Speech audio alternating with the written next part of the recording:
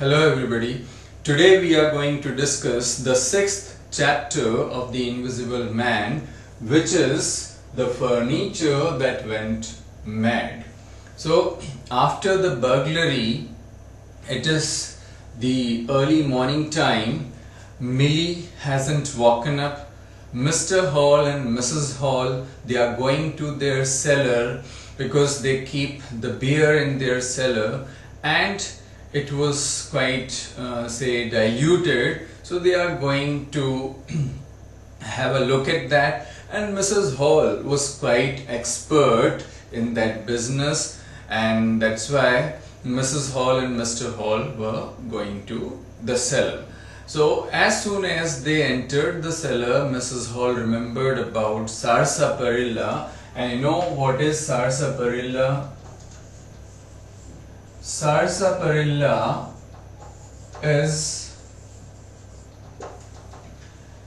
actually the dried root of a plant which is used as a flavoring agent. So Mrs. Hall told Mr. Hall to go and bring the bottle of sarsaparilla. So Mr. Hall, as always, obeying her, went back to bring that bottle of sarsaparilla. But when he was going to bring that bottle, he saw that the stranger's room was ajar. That means slightly open. So it had never happened before. He had never seen that room in that way, the door ajar. So he thought of going and investigating, seeing what is that. So when he looked through, he rapped. There was no response, there was nobody, no sound even. So he looked through it, he saw that his clothes were lying there on the chair and the bed rail. Moreover, his hat was on the bedpost. His bandage was also lying there. It was quite strange, because the thought that came to his mind, that what he could be doing without all that, without his clothes.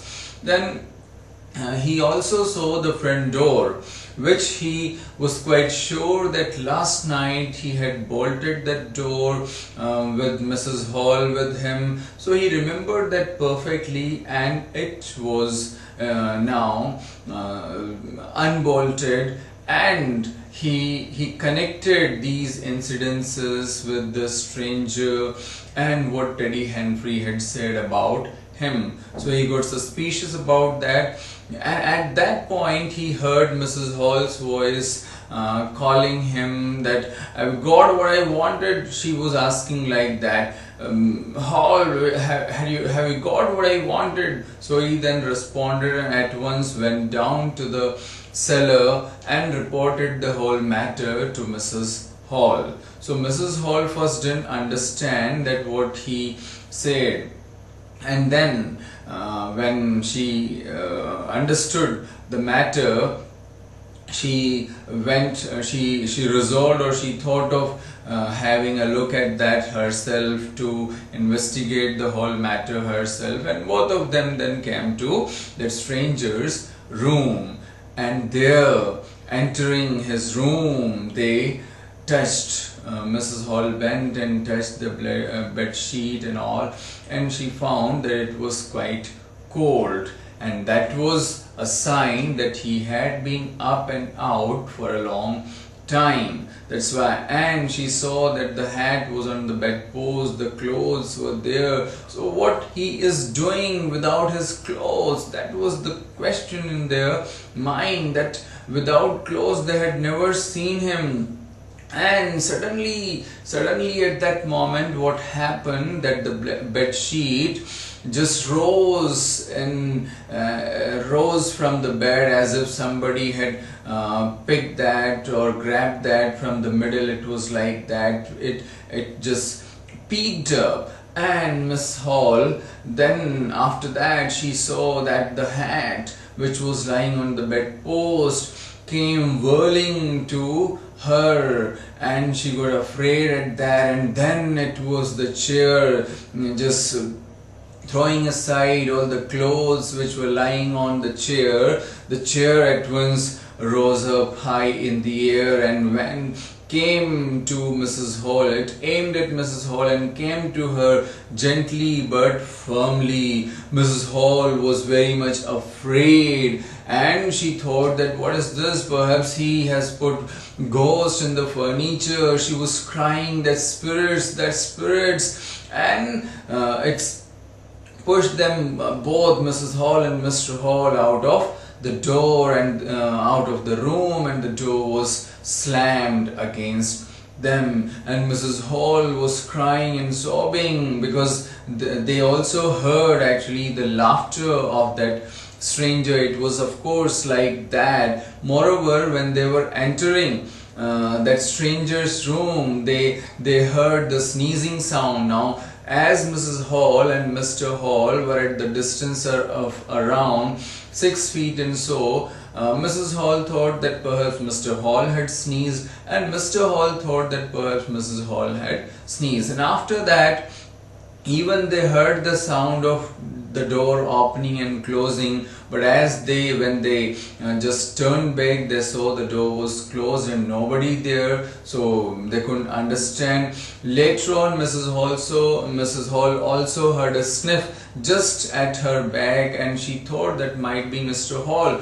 But when she turned, she saw Mr. Hall still at the landing of the staircase. But there was no proof of what that sniff could be, and so, and later on, his laughing and all that furniture behaving in a mad manner. So she started crying and shouting that spirits, he has put ghosts into our furniture, and the chair my mother used to sit in that, and now the chair is behaving like that, is striking me and all that. And she became hysterical. Now Mr. Hall and Millie together, because Millie had now also woken up when she heard the scream and shouts, so both of them just took Mrs. Hall, holding her from both sides, and then they provided her some drink and then said, relax, that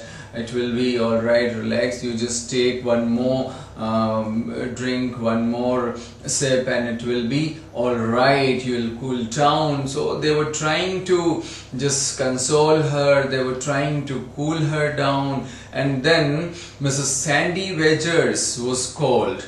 Mr. Sandy Wedgers, who was a blacksmith and who was thought to be a man of knowledge, a man of learning. So he was told, they reported the matter to Mr. Sandy Wedgers, and Mr. Sandy Wedgers said that I think it must be some witchcraft or something like that. They wanted him to go and investigate, but he was quite slow in that. He didn't seem in a hurry, and he took a very grave view of all that. And later on, Mr. Huckster was also called Huckster, who was a general shop owner. So he also came, they discussed about that, and later on Mr. Wedger said, I must go and I must demand an explanation from him. So Mr. Hall finally, he was pushed to go and ask. And as soon before that, what happened, that the stranger opened the door and came down and then put the bottle of sarsaparilla at the door of the cellar and went back into his room. Until then, nobody said anything. They only stared at that stranger, said nothing, not uttered even a single word, and he entered the room and it was all slammed. And at this, Mr. Sandy Wedgers had actually said that we must go and demand an explanation. So finally, Mr. Hall was pushed up, he was encouraged enough, he was boosted enough to go and ask, and finally he went up and rapped and opened the door with excuse me, and he could say only this much, and at once that stranger reacted, go to the devil and close the door after you, go to the devil, and at once he closed the door and came back. So this is what happened in the 6th chapter of The Invisible Man, that it had created a kind of say chaos or a kind of panic in the minds of Mrs. Hall as well. Mrs. Hall was saying that we must lock him out, we must not let him in. So she was saying like that. Finally she had got that much afraid that she now was thinking of avoiding him or not letting him come in. So that's all about the 6th chapter of your novel. For the next chapter, continue watching the other videos. Till then, thank you very much.